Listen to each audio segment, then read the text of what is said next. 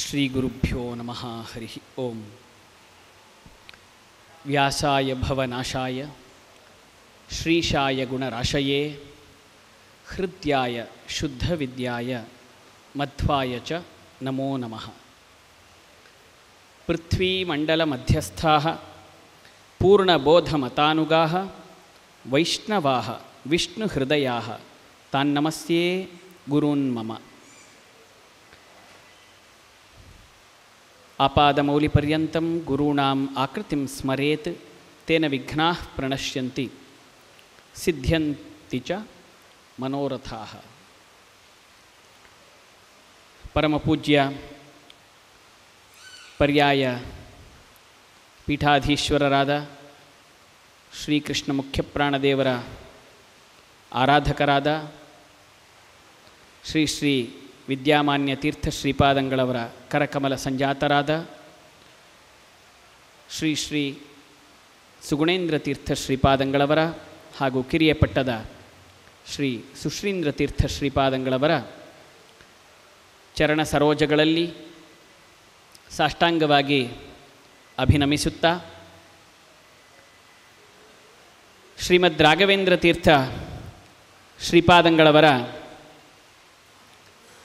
353ನೇಯ ಆರಾಧನೆಯನ್ನು ನಡೆಸುತ್ತಿರುವಂತಹ ಈ ಶುಭ ಸಂದರ್ಭದಲ್ಲಿ ಪೂಜ್ಯ ಶ್ರೀಪಾದಂಗಳವರ ಆದೇಶದ ಮೇರೆಗೆ ಒಂದೆರಡು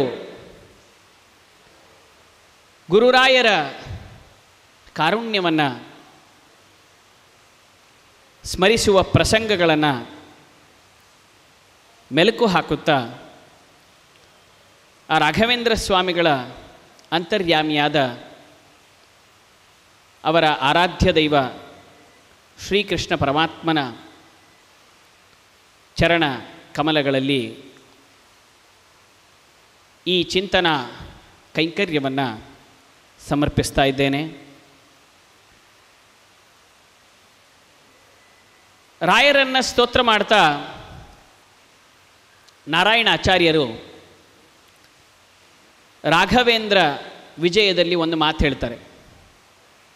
ಶ್ರೀಮತೋ ರಾಘವೇಂದ್ರಸ್ಯ ನಮಾಮಿ ಪದ ಪಂಕಜೇ ಕಾಮಿತಾಶೇಷ ಕಲ್ಯಾಣ ಕಲನಾ ಕಲ್ಪಪಾದಪೌ. ನಾವು ರಾಯರ ಪಾದೋದಕವನ್ನು ಸ್ವೀಕಾರ ಮಾಡೋದು, ರಾಯರ ಪಾದಪದ್ಮಗಳನ್ನು ಆಶ್ರಯಿಸೋದು, ರಾಯರ ಪಾದುಕೆಗಳ ದರ್ಶನವನ್ನು ಮಾಡಿ ಅದರ ಮೇಲೆ ಅರ್ಪಿಸಿರುವಂತಹ ದಿವ್ಯ ಮಂತ್ರ ಅಕ್ಷತೆಗಳನ್ನು ನಮ್ಮ ತಲೆಯ ಮೇಲೆ ಧರಿಸೋದು. ಯಾಕೆ ಇದನ್ನು ಮಾಡಬೇಕು? ಏನಂತಹ ವೈಶಿಷ್ಟ್ಯ ರಾಯರ ಪಾದುಕೆಗಳಿಗೆ, ರಾಯರ ಪಾದಪದ್ಮಗಳಿಗೆ ಅನ್ನೋ ಪ್ರಶ್ನೆಯನ್ನು ಮಾಡಿಕೊಂಡು ಶ್ರೀಮತೋ ರಾಘವೇಂದ್ರಸ್ಯ ನಮಾಮಿ ಪದ ಪಂಕಜೇ, ರಾಯರ ಆ ಪಾದಪದ್ಮಗಳನ್ನು ನಾನು ನಮಿಸುತ್ತೇನೆ, ನಿರಂತರವಾಗಿ ಆ ಕಾಲುಗಳ ಮೇಲೆ ನನ್ನ ಶಿರಸ್ಸು ಬಿದ್ದಿರಬೇಕು ಅಂತ ಅಪೇಕ್ಷೆ ಪಡ್ತೇನೆ ಅಂತ ನಾರಾಯಣಾಚಾರ್ಯರು ಹೇಳ್ತಾರೆ. ನಾರಾಯಣಾಚಾರ್ಯರು ರಾಘವೇಂದ್ರ ಸ್ವಾಮಿಗಳ ಪೂರ್ವಾಶ್ರಮದ ಅಕ್ಕನ ಮಗ. ಅವರು ಹೇಳ್ತಾ ಇದ್ದಾರೆ, ಯಾರೋ ಹೊರಗಡೆಯವರು ಹೇಳಿದ್ರೆ ಪರವಾಗಿಲ್ಲ, ಏನೋ ಪಾಪ ಒಂದಿಷ್ಟು ಹೊಗಳಬೇಕು ಅಂತ ಹೇಳ್ತಾ ಇದ್ದಾರೆ ಅಂತ. ಆದರೆ ರಾಯರಲ್ಲಿ ವಿಶೇಷವಾದ ಗೌರವ,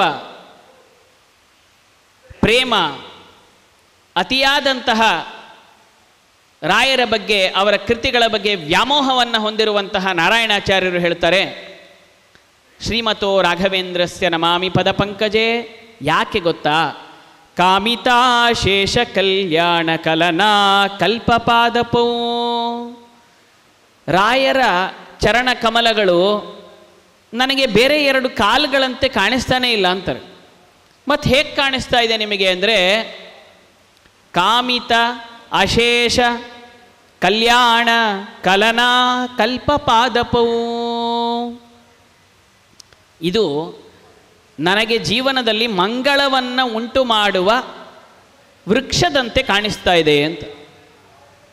ಮಂಗಳವನ್ನು ಉಂಟು ಮಾಡುವಂತಹ ನೆರಳನ್ನು ಕೊಡುವ ಗಿಡ ಇದೆಯಲ್ಲ, ಮರ ಇದೆಯಲ್ಲ, ಹಾಗೆ ನನ್ನ ಜೀವನದಲ್ಲಿ ಮಂಗಳವನ್ನು, ಆಸ್ಪೀಷಿಯಸ್ನೆಸ್, ಸದಾ ಮಂಗಳವನ್ನೇ ಅನುಗ್ರಹಿಸುವಂತಹ ಒಂದು ವೃಕ್ಷದಂತೆ ಕಾಣಿಸ್ತಾ ಇದೆ ಅಂತಾರೆ.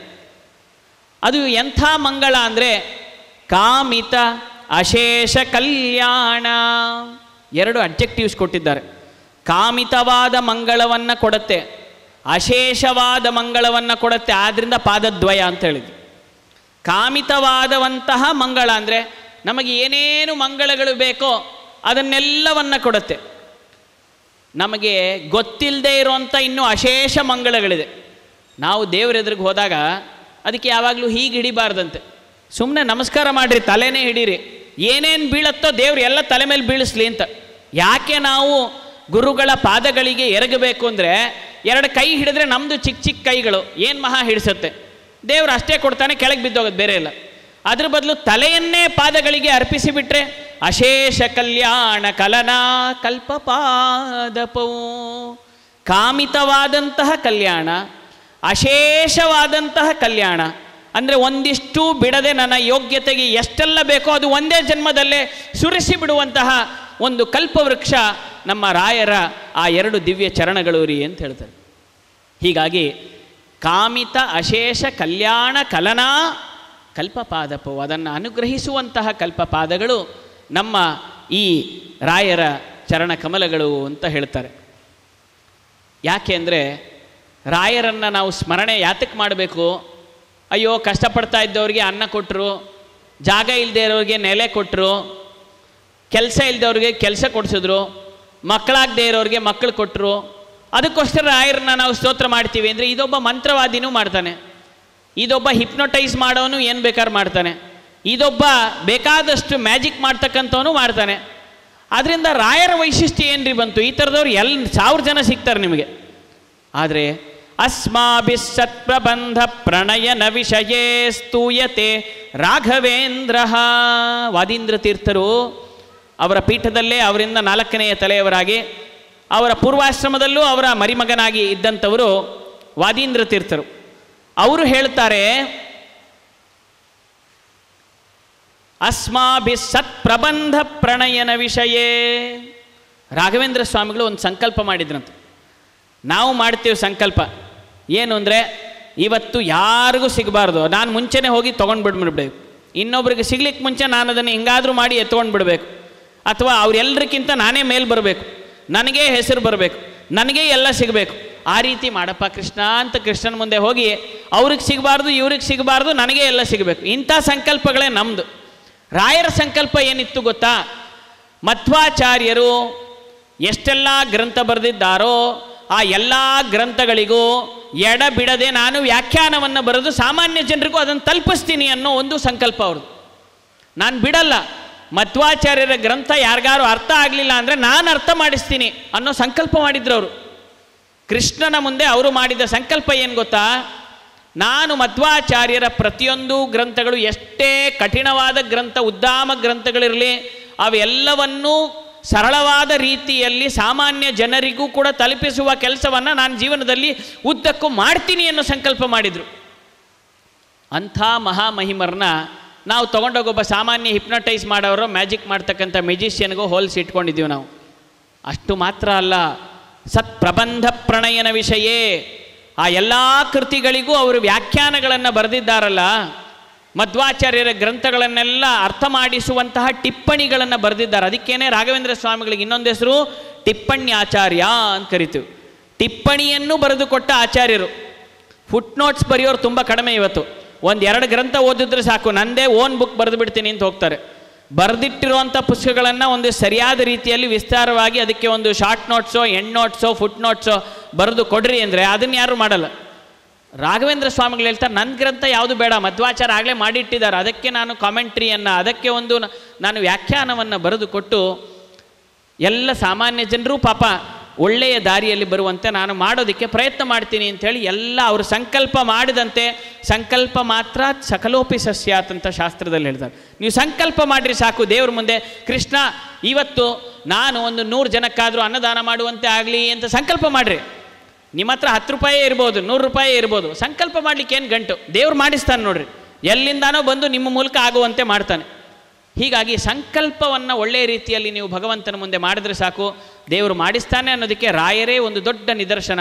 ಅಂತಹ ರಾಘವೇಂದ್ರ ಸ್ವಾಮಿಗಳು ವಿಶೇಷವಾಗಿ ಎಲ್ಲ ಗ್ರಂಥಗಳಿಗೂ ಶ್ರೀಮದಾಚಾರ್ಯರ ಗ್ರಂಥಗಳಿಗೆ ಟಿಪ್ಪಣಿಯನ್ನು ಬರೆದು ಕೊಟ್ಟಿದ್ದಾರೆ. ಆದ್ದರಿಂದ ರಾಯರನ್ನು ನಾವು ಟಿಪ್ಪಣ್ಯಾಚಾರ್ಯರು, ಸತ್ಪ್ರಬಂಧ ಕರ್ತೃಗಳು ಅಂತ ಈ ರೀತಿಯಾಗಿ ಸ್ತೋತ್ರ ಮಾಡಬೇಕು. ಆವಾಗ ನಾವು 353ನೆಯ ಈ ಆರಾಧನೆಯನ್ನು ಮಾಡಿದ್ದಕ್ಕೆ ಸಾರ್ಥಕವಾಗತ್ತೆ. ಆದ್ದರಿಂದ ಅಂತಹ ರಾಘವೇಂದ್ರ ಸ್ವಾಮಿಗಳ ಚರಣ ಕಮಲಗಳನ್ನು ನಾವು ಪೂಜಿಸಬೇಕು. ಆ ಪೂಜಿಸೋದ್ರಿಂದ ಅವರ ಗ್ರಂಥಗಳು ನಮಗೆ ಅರ್ಥ ಆಗುತ್ತೆ. ಅವರ ಗ್ರಂಥಗಳನ್ನು ಓದಲಿಕ್ಕೆ ಶುರು ಮಾಡಿದ್ರೆ ಆವಾಗ ಶ್ರೀಮದ್ ಆಚಾರ್ಯರು ಹಾಕಿಕೊಟ್ಟಂತಹ ಧರ್ಮದ ಮಾರ್ಗ, ಸಾಧನೆಯ ಮಾರ್ಗ ತಾನಾಗೇ ನಮಗೆ ಗೊತ್ತಾಗಿಬಿಡುತ್ತೆ. ಆದ್ದರಿಂದ ಅಂತಹ ಆ ರಾಯರು ಹಾಕಿಕೊಟ್ಟಿರ್ತಕ್ಕಂತಹ ಮಾರ್ಗವನ್ನು ನಾವು ಅನುಸರಣೆ ಮಾಡಬೇಕು. ಆ ರೀತಿಯಾಗಿ ಮಾಡಿದರೆ ನಮ್ಮ ಇಂದಿನ ಪ್ರಪಂಚದ, ಇಂದಿನ ಜಗತ್ತಿಗೆ ರಾಘವೇಂದ್ರ ಸ್ವಾಮಿಗಳ ಹಾಕಿಕೊಟ್ಟ ದಾರಿಯಲ್ಲೇ ನಡೆದು ಬರ್ತಾ ಇರತಕ್ಕಂತಹ ಗೀತಾಚಾರ್ಯರು ಅಂದರೆ ನಮ್ಮ ಪರಮ ಪೂಜ್ಯ ಶ್ರೀ ಸುಗುಣೇಂದ್ರ ತೀರ್ಥ ಶ್ರೀಪಾದಂಗಳವರು. ಆ ಗೀತೆಯ ಅಂಬಾಸಡರ್ ಆಗಿ ರಾಘವೇಂದ್ರ ಸ್ವಾಮಿಗಳು ಹೇಗೆ ನೋಡಿ, ಯಾಕೆ ನಾನು ಸುಗುಣೇಂದ್ರ ತೀರ್ಥ ಶ್ರೀಪಾದಂಗಳವರಲ್ಲಿ ರಾಘವೇಂದ್ರ ಸ್ವಾಮಿಗಳ ಗುಣಗಳನ್ನು ನಾವು ಕಾಣ್ತಾ ಇದ್ದೀವಿ, ಕಾಣಬೇಕು ಅಂತ ಹೇಳಿದ್ರೆ, ಅವತ್ತು ರಾಘವೇಂದ್ರ ಸ್ವಾಮಿಗಳು ಇಡೀ ಭಗವದ್ಗೀತೆಗೆ ವ್ಯಾಖ್ಯಾನಗಳನ್ನೆಲ್ಲ ಬರೆದಿಟ್ರು. ಆ ಎಲ್ಲ ಬರೆದಿಟ್ಟರೆ ಅಷ್ಟರೊಳಗಡೆ ಅವರ ಪೂರ್ವಾಶ್ರಮದ ಮಗನು ಬಂದು ಆ ಬೇಕಾದಷ್ಟು ವ್ಯಾಖ್ಯಾನಗಳನ್ನು ಇವರು ಎಲ್ಲ ಬರೆದಿಟ್ಟಿದ್ರು. ಅವರ ಮಗನೂ ಬಂದು ಒಂದು ಗ್ರಂಥವನ್ನು ಬರೆದು ತೋರಿಸಿದ್ರಂತೆ, ಇದಕ್ಕೆ ವ್ಯಾಖ್ಯಾನವನ್ನು ಮಾಡಿದ್ದೀನಿ. ರಾಯರು ಇನ್ನೂ ರಿವೀಲ್ ಮಾಡಿಲ್ಲ ನಾನು ಬರೆದಿಟ್ಟಿದ್ದೀನಿ ವ್ಯಾಖ್ಯಾನವನ್ನು ಅಂತ. ಆವಾಗ ಏನು ಮಾಡಿದ್ರು, ತಕ್ಷಣ ಸರಿ ಆಯಿತು ಅಂತ ಹೇಳಿ ಉಪನಿಷತ್ತುಗಳಿಗೆ, ಮಂತ್ರಗಳಿಗೆ ವ್ಯಾಖ್ಯಾನವನ್ನು, ಇನ್ನು ಗೀತೆಗೆ ವ್ಯಾಖ್ಯಾನವನ್ನು, ಸೂತ್ರಭಾಷ್ಯಕ್ಕೆ ವ್ಯಾಖ್ಯಾನವನ್ನು ಎಲ್ಲ ಮಾಡಿಟ್ಟಿದ್ರು. ಆದರೆ ಮಗನು ಮಾಡಿರ್ತಕ್ಕಂತಹ, ಅಂದರೆ ಪೂರ್ವಾಶ್ರಮದ ಪುತ್ರನು ಮಾಡಿರ್ತಕ್ಕ ಲಕ್ಷ್ಮೀನಾರಾಯಣಾಚಾರ್ಯರು ಆಗಲೇ ವ್ಯಾಖ್ಯಾನ ಮಾಡಿದ್ದಾರೆ, ಪಾಪ ಅವರಿಗೆ ಹೆಸರು ಬರೀಲಿ ಅಂಥೇಳಿ ತಾವು ವ್ಯಾಖ್ಯಾನವನ್ನು ಬರೆದಿಟ್ಟರೂ ಕೂಡ ಅದನ್ನು ಬದಿಯಲ್ಲಿ ಇಟ್ಟು ಆ ಗ್ರಂಥವನ್ನೇ ಶ್ಲಾಘಿಸಿ ಅದೇ ಪ್ರಕಾಶಕ್ಕೆ ಬರುವ ಹಾಗೆ ಮಾಡಿ ಆ ಲಕ್ಷ್ಮೀನಾರಾಯಣಾಚಾರ್ಯರ ವ್ಯಾಖ್ಯಾನಕ್ಕೆ ಹೆಚ್ಚು ಹೆಸರು ಬರುವಂತೆ ಮಾಡಿದರು. ಅಂತಹ ಪರಮ ಕಾರುಣಿಕರು, ದಯಾಳುಗಳು, ಮಹಾ ತಪಸ್ವಿಗಳು, ಶಾಸ್ತ್ರದ ಪ್ರಸಾರದಲ್ಲಿ ಕಟಿಬದ್ಧರೂ ಆಗಿರುವಂತಹ ರಾಘವೇಂದ್ರ ಸ್ವಾಮಿಗಳ ಒಂದೊಂದು ಗುಣಗಳನ್ನು ನಾವು ನೋಡ್ತಾ ಹೋದರೆ ಅವ್ರ ಜೀವನದ ಪ್ರತಿಯೊಂದು ಗಳಿಗೆಯೂ ಒಂದು ಕ್ವಾಲಿಟಿ, ಒಂದು ವ್ಯಾಲ್ಯೂ ಆ್ಯಡೆಡ್ ಇನ್ಸಿಡೆಂಟ್ ಆಗುತ್ತೆ. ಅಂತಹ ರಾಯರು ಹೇಗೆ ಗೀತಾ ವಿವೃತ್ತಿ ಅನ್ನೋ ಗ್ರಂಥವನ್ನು, ಅದಲ್ಲದೆ ಮತ್ತೆ ತಿರ್ಗಾ 2 ಗೀತೆಗೆ ವ್ಯಾಖ್ಯಾನ ರೂಪವಾದಂತಹ ಗ್ರಂಥವನ್ನು, ಇವನ್ನೆಲ್ಲ 3 ರೀತಿಯಾಗಿ ಗ್ರಂಥಗಳನ್ನು ಮಾಡಿ ಗೀತೆಯ ಪ್ರಚಾರವನ್ನು ಜಗತ್ತಿನಾದ್ಯಂತ ಮಾಡ್ತಾ ಎಲ್ಲ ಕಡೆ ಸಂಚಾರ ಮಾಡ್ತಾ ಬಂದರು. ಅದೇ ರೀತಿಯಾಗಿ ಅವರ ಮಾರ್ಗದಲ್ಲೇ ಹೊರಟು ಗೀತಾ ಭವನವನ್ನು ನಿರ್ಮಾಣ ಮಾಡಿ ಗೀತಾ ಲೇಖನ ಯಜ್ಞವನ್ನು ತಾವು ಚಾಲ್ತಿಗೆ ತಂದು, ಅದರ ಜೊತೆಗೆ ಪಾರ್ಥಸಾರಥಿಗೆ ಈಗ ಒಂದು ದೊಡ್ಡ ರಥವನ್ನು ಸಮರ್ಪಣೆ ಮಾಡಬೇಕು ಎಂಬುದಾಗಿ ಆ ಒಂದು ಸುವರ್ಣ ರಥ ಸಮರ್ಪಣೆ ಮುಂತಾದ ಅನೇಕ ಕೈಂಕರ್ಯಗಳ ಮೂಲಕ ಆ ಭಗವದ್ಗೀತೆ ಅನ್ನೋದು ಅತ್ಯಂತ ಪ್ರಶಸ್ತವಾದಂತಹ, ಶ್ರೇಷ್ಠತಮವಾದಂತಹ ಗ್ರಂಥ.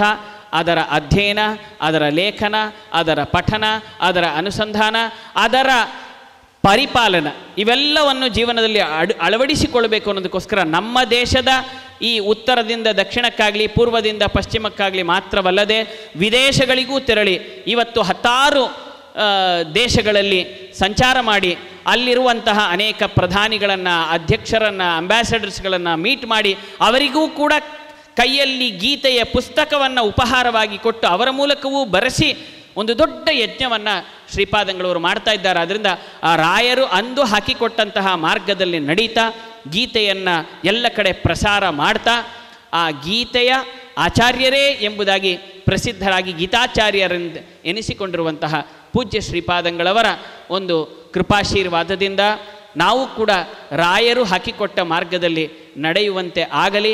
ಅಂತಹ ಅನುಗ್ರಹವನ್ನು ಅವರು ನಿರಂತರವಾಗಿ ನಮ್ಮ ಮೇಲೆ ಯಾವಾಗಲೂ ಕೂಡ ಸುರಿಸ್ತಾ ಇರಲಿ ಎಂಬುದಾಗಿ ಪ್ರಾರ್ಥನೆಯನ್ನು ಮಾಡ್ತಾ, ಅಸ್ಮದ್ ಗುರುವಂತರ್ಗತ ರಾಘವೇಂದ್ರ ತೀರ್ಥ ಗುರುವಂತರ್ಗತ ಭಾರತೀಯ ರಮಣ ಮುಖ್ಯ ಪ್ರಾಣ ಅಂತರ್ಗತ ಆ ರಾಮಚಂದ್ರ ದೇವರ ಸೀತಾಪತಿಯ ಚರಣ ಕಮಲಗಳಲ್ಲಿ ಈ 2 ನುಡಿ ಕುಸುಮಗಳನ್ನು ಸಮರ್ಪಣೆ ಮಾಡ್ತಾ ಇದ್ದೇನೆ. ಸರ್ವಂ ಶ್ರೀಕೃಷ್ಣಾರ್ಪಣಮಸ್ತು.